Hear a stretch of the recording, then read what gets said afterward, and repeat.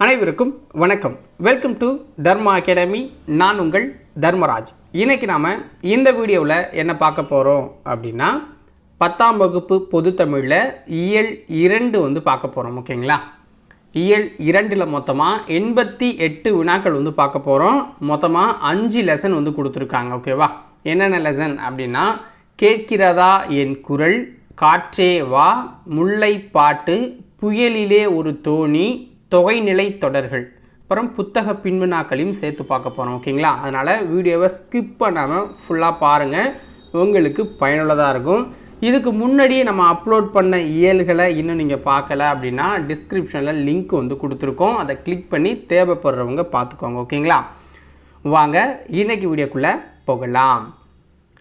First lesson பார்த்தீங்கன்னா கேட்கிறதா என் குரல் அப்படிங்கிற லெசன் தான் பார்க்க போகிறோம். இதில் முதல் வினா, உலகம் என்பது 50 பூதங்களால் ஆனது என கூறியவர் யார்? உலகம் என்பது 50 பூதங்களால் ஆனது என கூறியவர் யார்?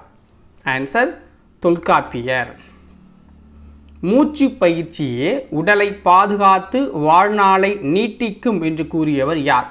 மூச்சு பயிற்சியே உடலை பாதுகாத்து வாழ்நாளை நீட்டிக்கும் என்று கூறியவர் திருமூலர். அடுத்த வினா, கீழ்கண்ட கூற்றுகளில் சரியானது எது? திருமூலர் திருமந்திரம் என்னும் நூலில் மூச்சு பயிற்சியே உடலை பாதுகாத்து வாழ்நாளை நீட்டிக்கும் என்று கூறியுள்ளார். பிற்கால ஔவையார் தம் குறளில் வாயுதாரணை என்னும் அதிகாரத்தில் வாயு வழக்கம் அறிந்து சிறிதடங்கில் ஆயுள் பெருக்கம் உண்டாம் என்று காற்றின் சிறப்பை சொல்லியிருக்காங்க. காற்று அப்படின்னா வளி, தென்றல். காற்றுனா வளி, தென்றல், புயல், சூறாவளி என பல்வேறு பெயர்களால் அழைக்கப்படுதுங்கிறாங்க. ஸோ இந்த கூற்றுகள் எது சரியானது அப்படின்னா எல்லாமே சரியானது தான். காற்று வீசும் வேகம் ஆகியவற்றிற்கேற்ப எவ்வாறு அழைக்கப்படுகிறது? காற்று வீசுகிற அந்த வேகத்துக்கு ஏற்ற மாதிரி ஒவ்வொரு பேரில் அழைப்பாங்க. ஸோ அது என்னென்ன பெயர்கள் அப்படின்னு பார்த்தீங்கன்னா தென்றல் காற்றுன்னு சொல்லுவாங்க, பூங்காற்று, கடல் காற்று, பனிக்காற்று, வாடை காற்று, மேல் காற்று, கீழ்காற்று, மென் காற்று, இளந்தென்றல், புழுதி காற்று, ஆடி காற்று, கடுங்காற்று, புயல் காற்று, பேய் காற்று, சுழல் காற்று, சூறாவளி காற்று அப்படிங்கிற அனைத்து பெயர்கள்லையுமே அதை அழைக்கிறாங்க. இவ்வளோ பெயர்களில். ஓகேங்களா? நோட் பண்ணி வச்சுக்கோங்க. அடுத்தது 5வது வினா, கிழக்கு என்பதன் மற்றொரு பெயர் என்ன? கிழக்கு என்பதன் மற்றொரு பெயர் குணக்கு அப்படிங்கிறது தான். கிழக்குக்கு மற்றொரு பெயர் குணக்கு. மேற்கு என்பதற்கு மற்றொரு பெயர் என்ன? மேற்கு என்பதற்கு மற்றொரு பெயர் அப்படின்னா குடக்கு அப்படின்னு சொல்கிறாங்க. மேற்குக்கு மற்றொரு பெயர் குடக்கு. வடக்கு என்பதோட மற்றொரு பெயர் என்ன? வடக்கு என்பதோட மற்றொரு பெயர் வாடை. வடக்கு என்பதற்கு மற்றொரு பெயர் வாடை. கீழ்கண்டவற்றுள் சரியானது எது? காற்றை பற்றினது இது. கிழக்கிலிருந்து வீசும்போது காற்று கொண்டல் அப்படின்னு அழைக்கப்படுது. கொண்டல் குளிர்ச்சி, இன்பம், மழையை தருது. கடல் பகுதிக்கு மேல் உள்ள மழை மேகங்களை சுமந்து வருவதால் இதை மழைக்காற்று அப்படின்னு சொல்கிறாங்க. மேற்கிலிருந்து வீசும்போது அதை கோடை அப்படின்னு சொல்கிறாங்க. மேற்கிலிருந்து அதிக வலிமையோடு வீசுது. வறண்ட நிலப்பகுதியிலிருந்து வீசுவதால் வெப்பக்காற்று அப்படின்னு அழைக்கிறாங்க. மேற்கிலிருந்து வீசுகிற இந்த கோடை காற்றை. பனிப்பகுதியிலிருந்து வீசுவதால் மிகவும் குளிர்ச்சியான ஊதை காற்று எனவும் இது ஊதக்காற்று அப்படின்னு அழைக்கிறாங்க. தெற்கிலிருந்து வீசும்போது தென்றல் காற்று அப்படின்னு அழைக்கிறாங்க. மரம், செடி, கொடி, ஆறு, மலை, பள்ளத்தாக்கு என பல தடைகளை தாண்டி வருவதால் வேகம் குறைந்து இதமான இயல்பாவோட இந்த காற்று இருக்குது அப்படின்னு சொல்கிறாங்க. இது தெற்கிலிருந்து வீசுகிற காற்று. அப்போ அனைத்தும் சரியான கூற்றுகள் தான். அனைத்தும் சரியான கூற்றுகள் தான். வண்டொடு புக்க மணவாய் தென்றல் இந்த வரிகளை பாடியவர் யார்? வண்டொடு புக்க மணவாய் தென்றல் இந்த வரிகளை பாடினவர் யார்னா இளங்கோவடிகள் தான். இளங்கோவடிகள். ஸோ அது எந்த நூலில் இருக்குது? அந்த வரிகள் எந்த நூலில் இருக்குது அப்படின்னா சிலப்பதிகாரத்தில் இருக்குது. சிலப்பதிகாரத்தில் தான் இந்த வரிகள் இருக்குது. அடுத்து பாருங்கள், கீழ்கண்ட கூற்றுகளில் தவறானது எது? ஓகேவா? பலப்பட்டடை சொக்கநாதர் புலவர் எழுதிய பத்மகிரிநாதர் தென்றல் வீடு தூது என்னும் சிற்றிலக்கியத்தில் பெண்ணொருத்தி என்ன சொல்கிறான்னா, நந்தமிழும் தன்பொருணை நன்னதியும் சேர்பொறுப்பிற் செந்தமிழின் பின்னுதித்த தென்றலே என தூது செல்ல காற்றை அன்போடு அழைக்கிற மாதிரி சொல்லியிருக்காங்க. நதியில் விளையாடி கொடியில் தலை சீவி நடந்த இளந்தென்றலே அப்படின்னும் புகழ்ந்து அந்த காற்றை பற்றி பாடுறாங்க. ஓகேங்களா, அப்படின்னு இந்த நூலில் இருக்குது. ஓகேங்களா, அடுத்த வரியில் பாருங்கள். நலியிரு முன்னிர் நாவாய் ஓட்டி வழிதொழில் ஆண்ட உறவோன் மருக களி ஈயல் யானை கரிகால் வல்லவ. இந்த வரிகள் புறநானூற்றில் இடம்பெற்றிருக்கு. இந்த வரிகள் புறநானூரில் இடம்பெற்றிருக்கு. மேலே குறிப்பிடப்பட்டுள்ள புறநானூறு பாடல் கரிகார் பெருவளத்தானை புகழ்ந்து பாடுது.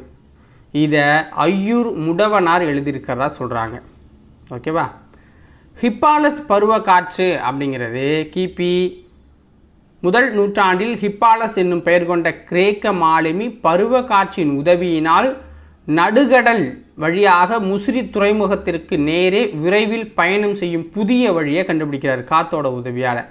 அது முதல் யவன கப்பல்கள் விரைவாகவும் அதிகமாகவும் சேர நாட்டு முசிறி துறைமுகத்துக்கு வருது. ஸோ அதனால தான் அதை ஹிப்பாலஸ் காற்று அப்படின்னு அழைச்சிக்கிட்டு இருக்காங்க அவர் கண்டுபிடிச்சதால். ஓகேங்களா, ஸோ இப்போ இதில் தவறான ஒரு கூற்று அப்படின்னா உங்களுக்கு எதை சொல்லலாம்னா இதை சொல்லலாம். ஓகேங்களா, ஐயூர் முடவனார் எழுதினது அப்படின்னு சொல்கிறது தப்பானதாக இருக்குது. ஓகேங்களா, அடுத்தது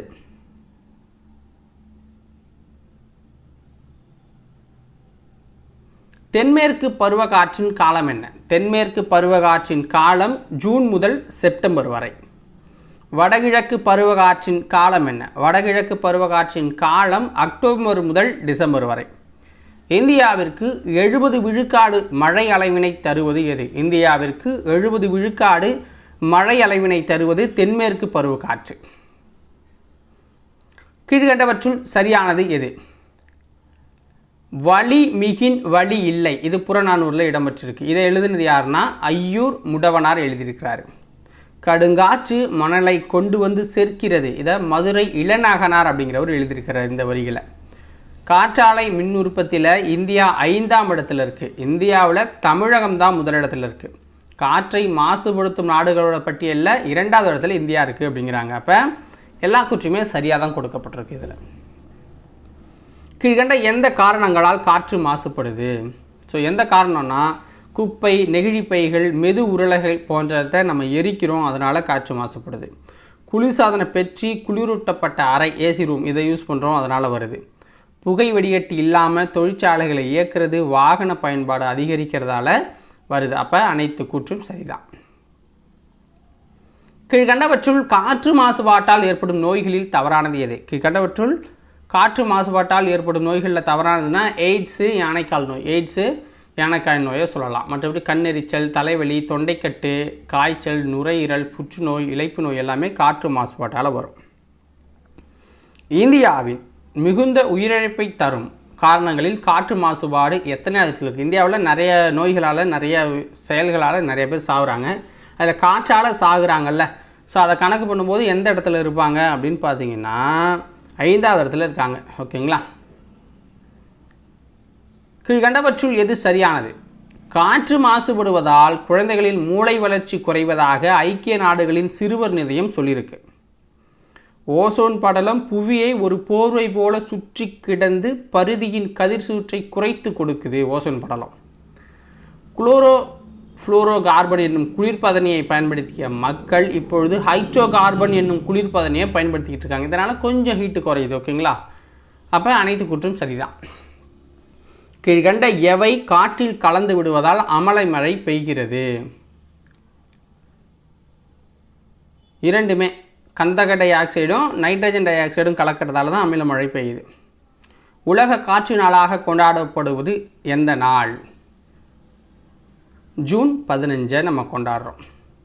டேஷ் மன்னரின் முடிசூட்டு விழாவில் திருவெம்பாவை, திருப்பாவை பாடல்களை தாய்மொழியில் எழுதி வைத்து பாடுகின்றனர். இது சொன்னவர் தனிநாயக அடிகள் ஒன்றே உலகம் அப்படிங்கிற அவருடைய நூலில் சொல்லியிருக்காரு. எந்த நாட்டு மன்னர் அப்படின்னா தாய்லாந்து நாட்டு மன்னர்.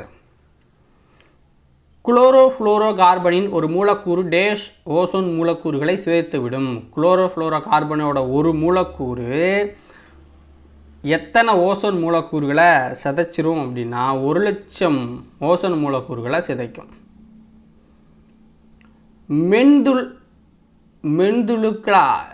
மென்துகிலாய் உடல் வருடி வாஞ்சையுடன் மனம் வருடி பகலெரிச்சல் பண கவலை பயக்குழப்பம் மொட்டை மரத்தினடியின் இரவில் நட்சத்திர கணக்கெடுப்பில் மறுபடியும் தவறவிட்ட தாளாத தன்னிறக்கம் இவையெல்லாமே எளிதாக கரைந்து போகும் மாயங்கள் செய்கின்ற பூங்காற்றே. இத்தனை நாள் உன்னை வாடாதிருந்து விட்டேன், புது கவிதையில் சிக்கிப்போனேன் என பாடியவர் யார்? ஆன்சர் என்ன? தேவக்கோட்டை வாமூர்த்தி அவர்கள். தேவக்கோட்டை வாமூர்த்தி அவர்கள் பாடியிருக்காங்க இந்த பாட்டை. ஓகேங்களா? இதோட ஃபஸ்ட் லெசன் முடிஞ்சு போச்சு. இப்போ செகண்ட் லெசன் வந்து பார்க்க போகிறோம். காற்றே வா அப்படிங்கிறது. ஸோ இதோட ஆசிரியர் யாருன்னா பாரதியார். ஓகேங்களா? பாரதியார் அவர்கள் இயற்றின ஒரு பாட்டு. ஸோ இந்த பாட்டு பாருங்கள். காற்றே வா, மகரந்த தூளை சுமது கொண்டு மனத்தை மயல் உறுத்துகின்ற இனிய வாசனையுடன் வா, இலைகளின் மீதும் நீர்நிலைகளின் மீதும் உராய்ந்து மிகுந்த பிராண ரசத்தை எங்களுடன் கொண்டு கொடு, எங்களுக்கு கொண்டு கொடு. காற்றே வா, எமது உயிர் நெருப்பை நீடித்து நின்று நல்லொளி தருமாறு நன்றாக வீசு. சக்தி குறைந்து போய் அதனை அவித்து விடாதே, பேய் போல வீசி அதனை மடித்து விடாதே, மெதுவாக நல்ல லயத்துடன் நெடுங்காலம் நின்று வீசி கொண்டிரு. உனக்கு பாட்டுகள் பாடுகின்றோம், உனக்கு புகழ்ச்சிகள் கூறுகிறோம், உன்னை வழிபடுகின்றோம் அப்படின்னு சொல்கிறாங்க. இது பாரதியார் கவிதைகளில் இருக்கிற பாட்டை தான் நம்ம எடுத்து பார்த்துக்கிட்டு இருக்கோம். ஓகேங்களா? இப்போ வினாக்களுக்குள்ளே போயிடலாம். கீழ்கண்டவற்றுள் சரியான இணை எது? ஃபஸ்ட்டு பாருங்கள். மையல் உறுத்து அப்படின்னா என்ன? மயங்க செய்யணும். காற்று வந்து மையல் உறுத்து அப்படின்னு சொல்கிறாருன்னா மயங்க செய்யுங்களேன் அப்படிங்கிறாரு. பிராணரசம் அப்படின்னா என்னன்னா உயிர்வெளி, ஆக்சிஜன் தானே பிராணரசம். லயத்துடன் அப்படின்னா சீராக கொடுத்துக்கிட்டு டெய்லி அப்படிங்கிறாங்க. அனைத்தும் சரியான இணைகள் தான் எல்லாத்துலேயுமே. நீடுதுயில் நீக்க பாடி வந்த நிலா, சிந்துக்கு தந்தை என்றெல்லாம் பாராட்ட பெற்றவர் யார்? நீடுதுயில் நீக்க பாடி வந்த நிலா, சிந்துக்கு தந்தை என்றெல்லாம் பாராட்டப்பட்டவர் யார்னா பாரதியார் அவர்கள் தான். பாரதியார் அவர்கள் தான் பாராட்டப்படுறாங்க. அடுத்தது, கீழ்கண்டவற்றுள் சரியானது எது? பாரதியாரை பற்றி தான். எட்டயபுர ஏந்தலாக அவர் அறியப்பட்டவர். எட்டயபுர ஏந்தலாக அறியப்பட்டவர். அவர் ஒரு கவிஞராக இருந்திருக்கிறாரு, கட்டுரையாளராக இருந்திருக்காரு, கேலி சித்திரம், கருத்துப்படம் போன்றவற்றை உருவாக்கியிருக்காரு. சிறுகதை ஆசிரியராக இருந்திருக்காரு, இதழாளராக இருந்திருக்காரு. சமுதாய ஏற்றத்தாழ்வுகளையும் பெண்ணடிமைத்தனத்தையும் தன் பாடல்களில் எதிர்த்து எழுதியிருக்காரு. குயில் பாட்டு, பாஞ்சாலி சபதம் முதலிய காவியங்களையும், கண்ணன் பாட்டையும், பாப்பா பாட்டு, புதிய ஆத்திச்சூடி என குழந்தைகளுக்கான நீதிகளையும் பாடல்களில் தந்திருக்காரு. அப்போ அனைத்துமே சரியாக தான் இருக்குது அவரை பற்றி. இந்தியா சுதேச மித்திரன் இதழ்களின் ஆசிரியராக பணியாற்றியவர் யார்? இந்தியா சுதேச மித்திரன் இதழ்களின் ஆசிரியராக பணியாற்றினவர் யார்னா பாரதியார் தான். பாட்டுக்கொரு புலவன் என பாராட்டப்பட்டவர் யார்? பாட்டுக்கொரு புலவன் என பாராட்டப்பட்டவர் யார்னா பாரதியார் அவர்கள் தான். கீழ்கண்ட கூற்றுகளில் தவறானது எது? உரைநடையும் கவிதையும் இணைந்து யாப்பு கட்டுகளுக்கு அப்பாற்பட்டு உருவாக்கப்படும் கவிதை வடிவம் தான் வசன கவிதை அப்படிங்கிறாங்க. ஆங்கிலத்தில் ப்ரோஸ் போர்ட்டி அப்படின்னு இந்த ஃப்ரீவர்ஸ் அப்படிங்கிற அழைக்கப்படுறத இந்த வடிவத்தை தமிழில் வந்து தேவநய பாவனாரால் அறிமுகப்படுத்தப்பட்டதுங்கிறாங்க. அது தப்பு. பாரதியாரால் தான் அறிமுகப்படுத்தப்பட்டுச்சு. பாரதியாரால் தான். ஓகேங்களா? உணர்ச்சி பொங்க கவிதை படைக்கும் இடங்களில் யாப்பு தடையாக இருப்பதை உணர்ந்த அவர் இவ்வடிவத்தை இலகுவாக கையாண்டிருக்காரு பாரதியார் அவர்கள். இந்த வசன கவிதையே புதுக்கவிதை என்ற வடிவம் உருவாக காரணமாக இருந்திருக்கு அப்படிங்கிறாங்க. அடுத்தது ஒரு பாட்டு. திக்குகள் எட்டும் சிதறி தக்க தீம் தருகிட தீம் தருகிட தீம் தருகிட தீம் தருகிட பக்க முளைகள் உடைந்து வெள்ளம் பாயுது பாயுது தாம் திரிகிட தக்க ததிங்கிட தித்தோம் அண்டம் சாயுது சாயுது பேய் கொண்டு தக்கை அடிக்குது காற்று தக்க தாம் தருகிட தாம் தருகிட தாம் தருகிட தாம் தருகிட. இந்த பாடலை பாடினவர் யார் அப்படின்னு பார்த்தீங்கன்னா பாரதியார் அவர்கள் தான். பாரதியார் அவர்கள் தான் இதை பாடியிருக்காங்க. ஓகேங்களா? அடுத்தது மூணாவது லெசன் வந்து பார்க்க போகிறோம். முல்லைப்பாட்டு. இதோடைய ஆசிரியர் யார்? நப்பூதனார். இதோட ஆசிரியர் யார்? நப்பூதனார் அவர்கள். ஓகேங்களா?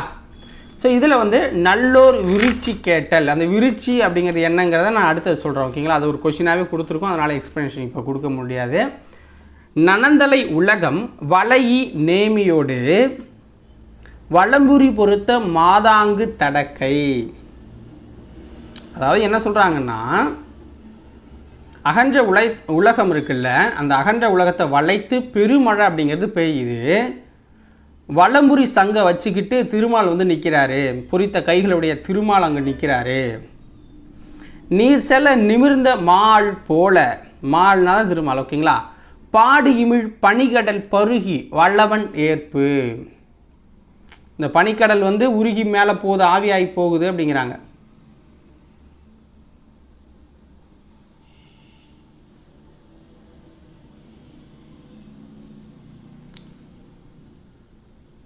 கோடு கொண்டு எழுந்த கொடுஞ்சளவு எழிலி பெரும் பெயல் பொழிந்த சிறுபுன் மாலை அருங்கடி மூதூர் மருங்கில் போகி யாழிசை இனவண்டு ஆர்ப்ப நெல்லொடு நாழி கொண்ட நறுவி முல்லை அரும்பு அவிழ் அலறி தூயி கைதொழுது பெருமுது பெண்டிர் விரிச்சி நிற்ப சிறுதாம்பு தொடுத்த பசலை கன்றின் உருதுயர் அலமரல் நோக்கி ஆய்மகள் நடுங்கு சுவல் அசைத்த கைய கொடுங்கோர் கோவலர் பின்னின்று உய்தர இன்னே வருகுவர் தாயார் என்போல் நன்னர் நன்மொழி கேட்டனம் அப்படிங்கிறாங்க. அதாவது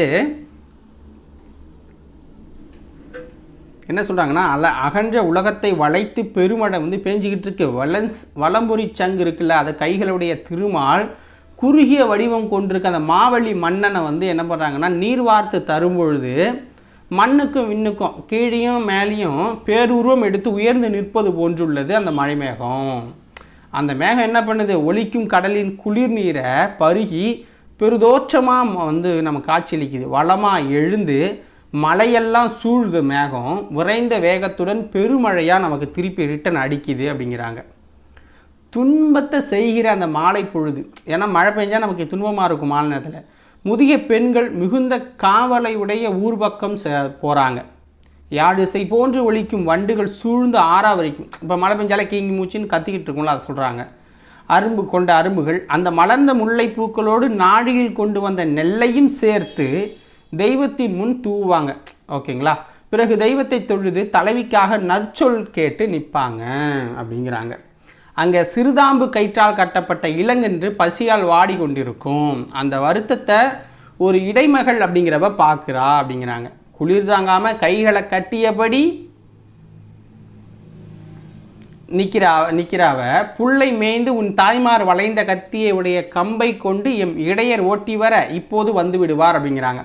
வருந்தாத வந்துடுவாங்க, அதாவது என் ஆள் வந்து மாட்டை ஓட்டிகிட்டு வந்துடுவோம் உங்கள் அம்மாவில், நீ வந்து கவலைப்படாதுன்னு அந்த கண்ணு கூட்டிகிட்டு சொல்கிறாங்க.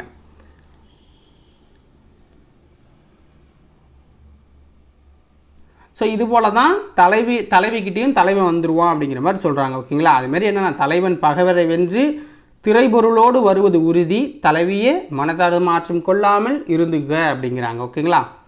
இதுதான் அந்த வயசானவங்க நம்ம தலைவிக்கு சொல்கிறது. ஸோ இதோட இந்த பாட்டு முடிஞ்சிருச்சு.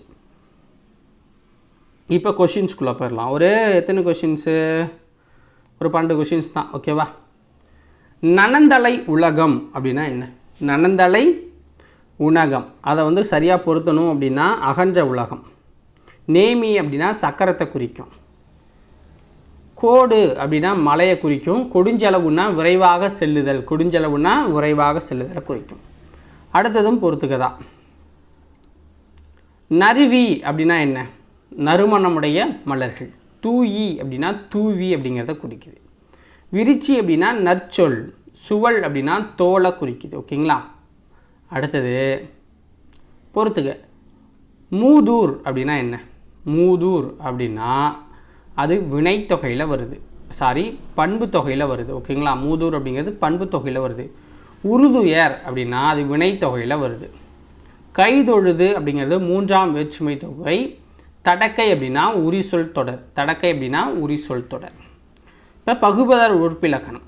பொறித்த அப்படிங்கிறத பொறி கூட்டல் இத் கூட்டல் அப்படின்னு பிரிக்கலாம். இதில் பொறி அப்படின்னா பகுதி, இத் அப்படிங்கிறது சந்தி, இன்னொரு இத்து வந்து இறந்த கால இடைநிலையாக மாறிடும். அப்படின்னு முடிஞ்சாலே அது பெயரச்ச விகுதி தான் ஓகேங்களா.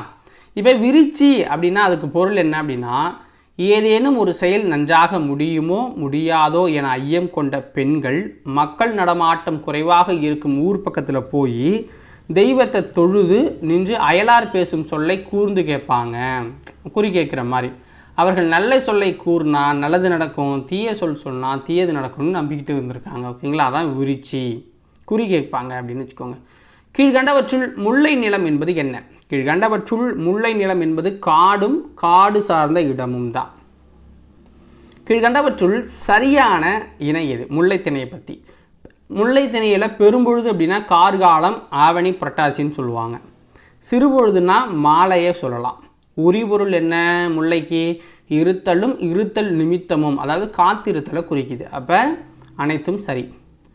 கீழ்கண்டவற்றுள் சரியான இணை எது? நீர். முல்லை நிலத்துக்கு நீர் அப்படின்னா குறிஞ்சினை நீர், காட்டாரை வந்து சொல்லுவாங்க. மரம்னா கொன்றை, காயா, குருந்தம் அந்த மரங்களை சொல்லலாம், முல்லை நிலத்துக்குரியது. பூ அப்படின்னா முல்லை, பிடவம், தோன்றிப்பூ அப்படிங்கிறதெல்லாம் முல்லை நிலத்தில் பூக்கிற பூக்கள். ஓகேங்களா? அப்போ அனைத்தும் சரிதான். முல்லைப்பாட்டு எவ்வகை நூல்? முல்லைப்பாட்டு எவ்வகை நூல்னா 10 பாட்டு நூல். 10 பாட்டு நூல். முல்லைப்பாட்டு நூல் எத்தனை அடிகளை கொண்டது? முல்லைப்பாட்டு நூல் எத்தனை அடிகளை கொண்டதுன்னா 103 அடிகளை கொண்டது. 103 அடிகளை கொண்டது. முல்லைப்பாட்டு எந்த பாவால் இயற்றப்பட்டது? முல்லைப்பாட்டு எந்த பாவால் இயற்றப்பட்டதுன்னா ஆசிரிய பாவால் இயற்றப்பட்டது. ஆசிரிய பாவால் இயற்றப்பட்டது. அடுத்தது, கீழ்கண்டவற்றுள் சரியானது எது? முல்லைப்பாட்டு முல்லை நிலத்தை பற்றி பாடப்பட்டது. 10 பாட்டில் குறைந்த அடிகளை உடைய நூல் அப்படின்னா இந்த முல்லைப்பாட்டு தான். இதை படைத்தவர் காவிரி பூம்பட்டினத்து பொன்வணிகனார் மகனார் நப்பூதனார். நப்பூதனார் தான் இதை ஏற்றிருக்கார். ஓகேங்களா? காவிரி பூம்பட்டினத்து பொன்வணிகனார். ஓகேங்களா? அவருடைய மகன் தான் நப்பூதனார். அப்போ அனைத்தும் சரியானது. இப்போ நம்ம 4வது லெசனுக்குள்ளே வந்துடலாம். புயலிலே ஒரு தோணி அப்படிங்கிறது. ஓகேங்களா? இதை எழுதினவர் யாருன்னா பா. சிங்காரம். புயலிலே ஒரு தோணி அப்படிங்கிறது எழுதினவர் பா. சிங்காரம். வட இந்திய பெருங்கடலில் உருவாகும் புயல்களுக்கு பெயர் வைக்கும் நடைமுறை எந்த ஆண்டில் தொடங்குச்சு? வட இந்திய பெருங்கடலில் உருவாகும் புயல்களுக்கு பெயர் வைக்கும் நடைமுறை எந்த வருஷத்தில் தொடங்கினாங்க அப்படின்னு பார்த்தீங்கன்னா 2000 ஆண்டுலேருந்து நம்ம ஸ்டார்ட் பண்ணியிருக்கோம். ஓகேங்களா? 2000 ஆண்டுலேருந்து நம்ம ஸ்டார்ட் பண்ணியிருக்கோம். ஓகேங்களா? கீழ்கண்டவர் கூற்றுகளில் சரியானது எது? புதுதில்லியில் உள்ள உலகை வானிலை அமைப்பின் மண்டல சிறப்பு வானிலை ஆய்வு மையம் 2004 செப்டம்பர்லேருந்து புயல்களுக்கு பெயர் வைக்க 64 பெயர்களை பட்டியலிடுறாங்க. இந்த பெயர்களெல்லாம் வங்கதேசம், இந்தியா, மாலத்தீவு, மியான்மர், ஓமன், பாகிஸ்தான், இலங்கை, தாய்லாந்து ஆகிய நாடுகள்லாம் வழங்குவாங்க. ஒவ்வொரு நாடும் 8 பேர் வழங்குவாங்க. அது சுழற்சி முறையில் ஒவ்வொரு பேரும் வைப்பாங்க. ஓகேங்களா? இதில் இந்தியா கொடுத்த ஏற்கனவே பயன்படுத்தப்பட்ட பெயர் அப்படின்னா அக்னி, ஆகாஷ், பிஜிலி, ஜல்லு, கடைசியாக லெகர் அப்படிங்கிற அலை இருக்குது. இன்னும் வரவிருப்பு அப்படின்னா மேக் இருக்குது, சாகர் இருக்குது, வாயு இருக்குது. கஜா புயல் அப்படிங்கிற பெயர் வந்து இலங்கை கொடுத்தது. அடுத்து வந்த பெய்டி அப்படிங்கிறதும் நம்ம தாய்லாந்து கொடுத்தது. இப்போ வந்து நம்ம போன வாரம் ஏதோ ஒன்று பார்த்துருப்போம், மாலத்தீவு கொடுத்த ஒரு பேர் வந்து பார்த்துருப்போம். ஓகேங்களா? மிதிலி அப்படிங்கிற பெயரை மாலத்தீவு கொடுத்ததான் நம்ம சொல்லியிருப்போம். ஸோ அப்போ அனைத்து கூற்றும் சரிதான். கப்பித்தான் என அழைக்கப்படுவது எது? கப்பித்தான் என அழைக்கப்படுவது எது அப்படின்னா தலைமை மாலுமியை தான் கப்பித்தான் அப்படிம்பாங்க. கேப்டனை தான் கப்பித்தான்ங்கிறாங்க. தொங்கான் அப்படின்னு அழைக்கப்படுறது எதுனா கப்பல். கப்பித்தான் அப்படின்னா தலைமை மாலுமி, தொங்கான்னா கப்பலை குறிக்குது. கீழ்கண்ட கூற்றுகளில் தவறானது எது? மேட்டிலிருந்து தாழ்வுக்கு பாயும் தண்ணீர் போல காற்றழுத்தம் அதிகமான இடத்துலேருந்து குறைவான இடத்துக்கு காற்று வீசும். அது எல்லாம் காமன் தான். ஓகேங்களா? அதிக அழுத்தத்திலேருந்து குறைவான இடத்துக்கு போகும். இப்படி வீசும் காற்றின் போக்க புவி தனது அச்சில் மேற்கிலிருந்து கிழக்கா சுழல்களை மாற்றும் நிலநடுக்கோட்டின் வடக்கு பகுதியில் வீசும் காற்றை வலப்புறமாக திருப்புது. தெற்கு பகுதியில் வீசுகிற காற்றை இடப்புறமாக திருத்துது. காற்றின் வேகம் கூடினால் இந்த விளக்கமும் கூடுதலாக வருது. சுழற்சி. வங்கக்கடலில் வீசும் புயல் வங்கக்கடலில் வீசும் புயலும் அமெரிக்காவை, ஜப்பானை, சீனாவை தாக்கும் புயல்களும் வலம்புரி புயல்கள் அப்படிங்கிறாங்க. ஓகேங்களா? ஆஸ்திரேலியாவின் கிழக்கு கரை, ஹவாய் தீவுகளை தாக்கும் புயல்கள் வலம்புரி புயல்கள்ங்கிறாங்க. ஸோ இதில் தவறானது அப்படின்னா ஆப்ஷன் சி தான். ஏன்னா இடம் புரி. ஓகேங்களா? இடம் புரி புயல்கள் தான் அமெரிக்கா, ஜப்பான், சீனாவெல்லாம் தாக்குது. ஓகேங்களா? பிரெஞ்சு நாட்டை சேர்ந்த கணித வல்லுநர் காஸ்பாட் குஸ்டாவ் கொரியாசிஸ் இந்த விளைவை டேஷில் கண்டறிந்தார். கொரியாசிஸ் எஃபெக்ட் அப்படின்னு சொல்லுவோம். கொரியாசிஸ் விளைவு. ஓகேங்களா? இதை வந்து அவரோட பேரில் தான் இந்த விளைவு இருக்குது. காஸ்பாட் குஸ்டாவ் கொரியாசிஸ். ஸோ அவர் அந்த விளைவை இடம்புரி வலம்புரி அப்படிங்கிற இதில் கண்டுபிடிச்சது எப்போ அப்படின்னு பார்த்தீங்கன்னா 1835. 1935 கண்டுபிடிக்கிறார். ஓகேங்களா. புயலின் இருவகை சுழற்சிக்கு கொரியாசிஸ் விளைவு அப்படின்னு பேர், இடம்புரி வலப்புரிக்கு. பின் வருவனவற்றுள் புயலுக்கு பெயர் சூட்டலின் நோக்கம் என்ன? பின் வருவனவற்றுள் புயலுக்கு பெயர் சூட்டலின் நோக்கம் என்ன அப்படின்னு பார்த்தீங்கன்னா, பேரழிவு பற்றி விழிப்புணர்வு கொடுக்கறதுக்கு, அதற்கான தயாரிப்புகளை செய்கிறதுக்கு, பேரிடர் மேலாண்மைக்கு, பாதிப்பு குறைப்பு நடவடிக்கைகளை மேற்கொள்கிறதுக்கு, ஸோ அனைத்துக்குமே அது பயன்படும். கீழ்கண்ட கூற்றுகளில் எது சரியானது? புலம்பெயர்ந்த தமிழர்கள் பற்றிய முதல் புதினம் புயலிலே ஒரு தோணி. இந்த நூலோட ஆசிரியர் ப. சிங்கார். அவருடைய காலம் 1920 97 வரைக்கும் வாழ்ந்திருக்காரு. கடற்கூத்து என்னும் அத்தியாயத்தின் சுருக்கப்பட்ட பகுதி தான் புயலிலே ஒரு தோணி அப்படிங்கிற பெயரில் நம்ம பார்த்தோம். ப. சிங்காரம் சிவகங்கை மாவட்டம் சிங்கனம்புணரியை சேர்ந்தவர். ப. சிங்காரம் சிவகங்கை மாவட்டம் சிங்கம்புணரியை சேர்ந்தவர். வேலைக்காக இந்தோனேஷியா சென்றார். மீண்டும் இந்தியா வந்து தினதந்தி நாளிதழில் பணியாற்றினார். அப்போ அனைத்தும் சரிதான். ப. சிங்காரம் வாழ்ந்த காலத்தில் மாணவர்களின் கல்வி வளர்ச்சிக்காக எவ்வளவு ரூபாய் வழங்கினார் அப்படின்னா, அவருடைய முழு சேமிப்பு அப்படின்னு சொல்லப்படுற 7.5 லட்சம் ரூபாயை அந்த காலத்திலேயே அவர் வந்து வழங்கியிருக்கார். பல் பழப்பளவின் பயங்கழு கொல்லி இந்த வரிகள் இடம்பெற்றுள்ள நூல் எது? ஆன்சர் என்ன? அகநானூரில் இடம்பெற்றிருக்கு. பல்பழ பல்லவின் பயங்கழு கொல்லி. ஸோ இதில் கொல்லிமலையை தான் கொல்லி அப்படின்னு குறிப்பிடுறாங்க. ஸோ நாமக்கல் மாவட்டத்தில் இருக்க கொல்லிமலையை தான் இந்த பாடலில் குறிக்கப்படுது, அகநானூறு பாடல். ஓகேங்களா. அடுத்தது 5வது லெசன், கடைசி லெசன், அதுக்கப்புறம் புக் பேக் தான். ஓகேங்களா. ஃபஸ்ட்டு தொகைநிலை தொடர்கள். ஓகேங்களா. 5வது லெசன் இலக்கணம். ஸோ ஃபஸ்ட்டு பாருங்கள், பெயர் சொல்லோடு வினை சொல்லும் பெயர் சொல்லும் சேரும் தொடரின் இடையில் வேற்றுமை உருபுகளோ வினை பண்பு முதலியவற்றின் உருபுகளோ தொக்கி 2 அல்லது அதற்கு மேற்பட்ட சொற்கள் ஒரு சொல் போல் நிற்குமானால் அதை என்னவா நம்ம சொல்கிறோம் அப்படின்னா தொகைநிலை தொடர் அப்படிங்கிறோம். பெயர் சொல்லோடு வினை சொல்லும் பெயர் சொல்லும் சேரும் தொடரின் இடையில் வேற்றுமை உருபுகளோ வினை பண்பு முதலியவற்றின் உருபுகளோ தொக்கி, அதாவது மறைந்து 2 அல்லது அதற்கு மேற்பட்ட சொற்கள் ஒரு சொல் போல் நிற்குமானால் அதுக்கு பேர் தான் தொகைநிலை தொடர். ஓகேவா.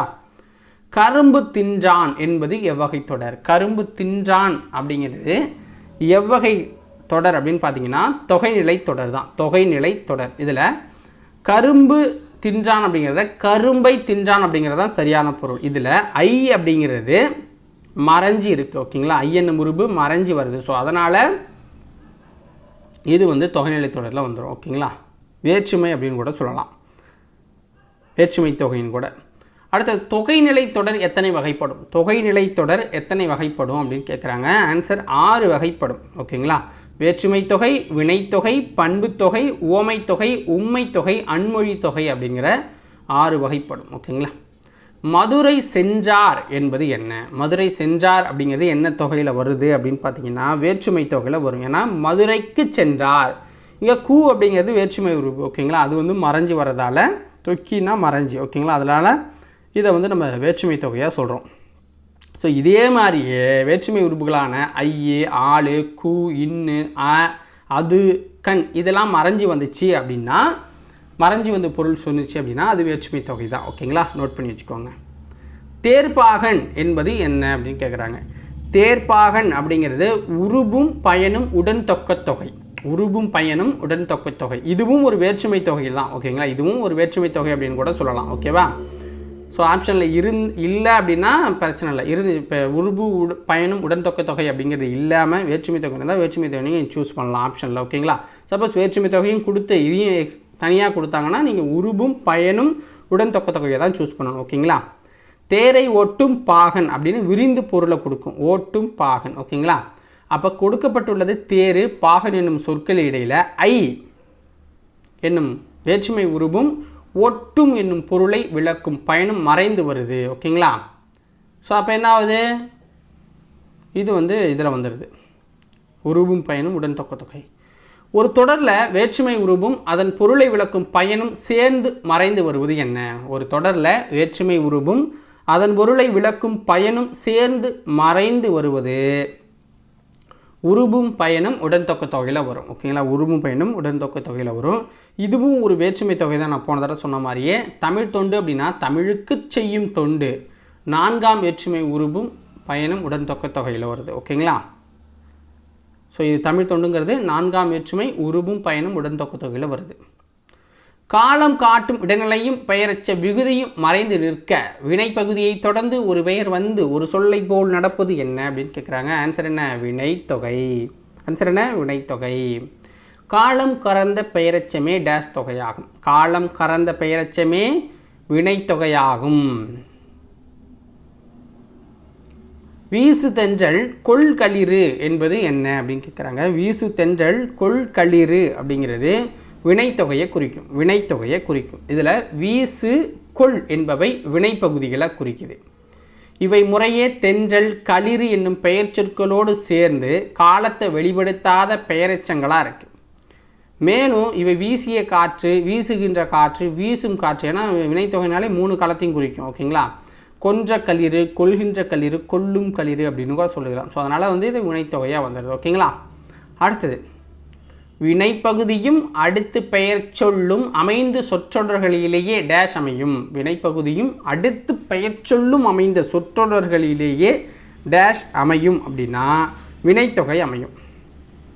செங்காந்தல் வட்டத்தொட்டி இன்மொழி என்பது என்ன? செங்காந்தல் வட்டத்தொட்டி இன்மொழி அப்படிங்கிறது என்னன்னா பண்பு தொகையில் வரும். ஏன்னா செங்காந்தல்னா அந்த செம்மண் நிறையமுடைய பூ, வட்டத்தொட்டினா வட்டமானது, இன்மொழினா இன்மை. ஸோ அந்த பண்புகளை குறிக்கிறதால இது பண்பு தொகை. ஓகேங்களா?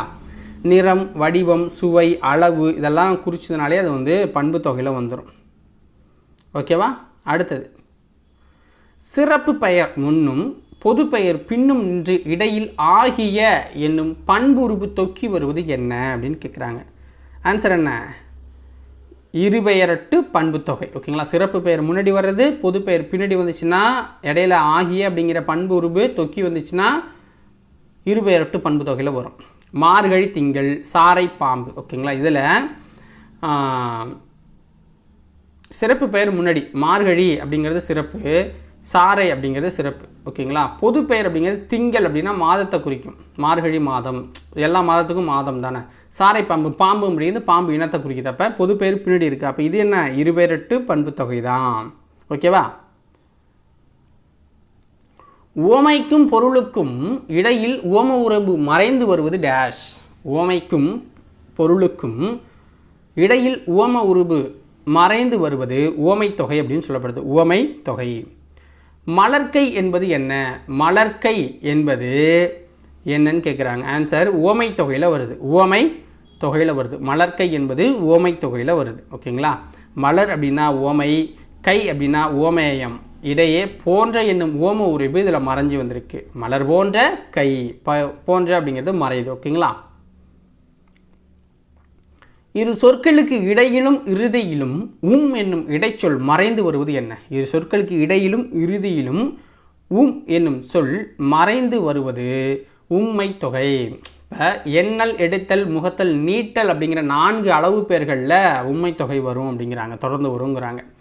அண்ணன், தம்பி, தாய், சே, இரவு, பகல். ஸோ இதிலெல்லாம் உம்மை தொகை வரும். எப்படின்னா அண்ணனும் தம்பியும், தாயும் சேயும், இரவும் பகலும். ஸோ மறைஞ்சு வரதால் இது உம்மை தொகைங்கிறாங்க. வெளிப்படையாக வந்தால் அது எண்ணுமை. வேற்றுமை, வினை, பண்பு, உவமை, உம்மை ஆகிய தொகைநிலை தொடர்களில் உருபுகளும் அவை அல்லாத வேறு சொற்களும் மறைந்து நின்று பொருள் தருவது என்ன? வேற்றுமை, வினை, பண்பு, உம்மை ஆகிய தொகைநிலை தொடர்களில் உருபுகளும் அவை அல்லாத வேறு சொற்களும் மறைந்து நின்று பொருள் தரது என்னன்னா அன்மொழி தொகை. சிவப்பு சட்டை பேசினார், முறுக்கு மீசை வந்தார். இதெல்லாம் என்ன? அன்மொழி தொகை தான். சிவப்பு சட்டை அணிந்தவர் பேசினார், முறுக்கு மீசை உடையவர் வந்தார்.